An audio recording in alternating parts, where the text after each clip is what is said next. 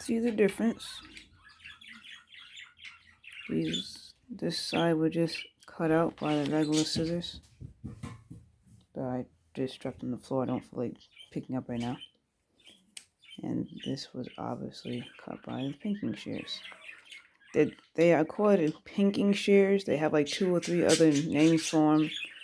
I don't feel like grabbing the pack right now and reading it off, but all my life that I've been sewing with my grandmother and my mother, they call them pinking shears.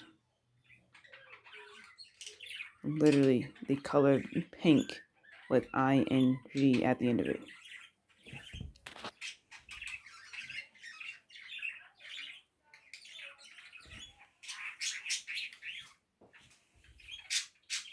So you cut the edges off. You trim it after you sew.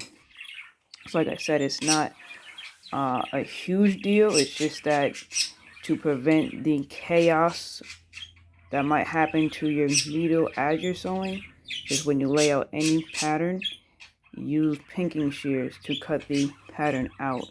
And of course, if you have like notches, which I just cut off, let me just see if I can grab it. Except for when you get to here on the pattern, this is called a notch. And for that, you just grab the regular straight pointy scissors and you just make the notch, just because it makes it a little bit easier to actually cut notches out with the regular scissors.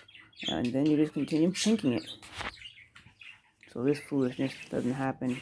And I should have used pinking shears when I cut this out, but I was in a rush, and sometimes pinking shears have this very strange screw and mechanism under it. One second, so you can see it. Can you see it? One second. Somewhere under here. It's this weird mechanism, right? Oh, here it is. There we go. See those 2 other knots? They make it hard. Let me zoom out again. Wait, zoom in, zoom out. Okay. They make it hard, like really firm. See how it's not as easy to cut? And honestly, that's only these modern day ones, because the ones that my grandmother has and my mother, they're smooth like butter. So I don't know what's with this fish scars. I can never say that. I can never say this word. Fish. I can't. I'm gonna stop. I already stutter as it is. I'm just gonna hack that up more than what it it needs to be. But they are kind of stiff, and I do believe somewhere you can unscrew it slightly to make it looser. But I don't know. This is like my second pair of like pinking shears where I decide to buy my own. I plan on getting the brand that I think the brand that they have is a German brand with this weird, I think it's ginger or something like that, but it's spelled kind of strange. And they've had them for like decades. I'm like 30 years old, and they had theirs before I was even in existence. So, but they still work a lot better than these things. And every once in a while, you have to take them to get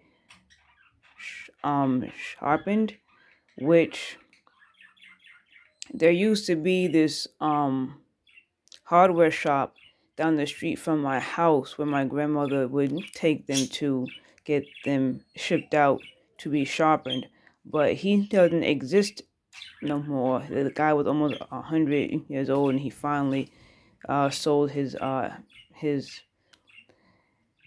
his little shop before he retired. I don't even know if he's still alive or not, because that's how old he was. But I don't know where else to go to get these things sharpened. Right now, I don't have to get these sharpened because these are brand new, but just know that when you purchase these, after a while, their blades will have to be sharpened.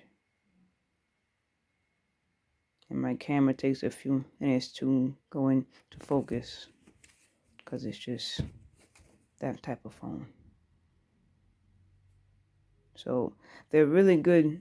It's just that, like I said, the issue with these ones that they don't want stiff. In my bloom pair that I showed earlier, they were smooth, but after using them so long, they got stiffer. So I don't know what the heck is going on with that. But anyways, just use pinking shears. If you can, I'm gonna try to see if I can take a picture of their scissors that they got somewhere in their sewing boxes, and I will post a picture of that on my Instagram. And I can actually see my own stuff if they may have it on Amazon. That way I don't have to no one suffer, because you will get carpal tunnel if you continue to use these hard freaking scissors. Alright. I have to clip this here because whenever you do any curve, like this is obviously the sleeve, you have to, let me zoom in, you have to clip this so that it will give the curve its shape. Otherwise this is just going to be stiff as heck, and it's not going to have that nice clipped not that nice curved formation under your arm like a normal shirt or top should have. It's going to be stiff as heck. So I'm going to clip it, take a picture of that, post it on my Instagram as well, because I don't know how to I don't know how to edit videos. Like, I don't know how to take a picture of something and then put it in a video that's moving, if that makes sense. How people show pictures in motion. I have no clue how to even do that. I'm not a novice at sewing. I'm a novice at using a computer. And don't roast my dry hands because I don't have time to moisturize. We're not in April yet, and I just don't have time.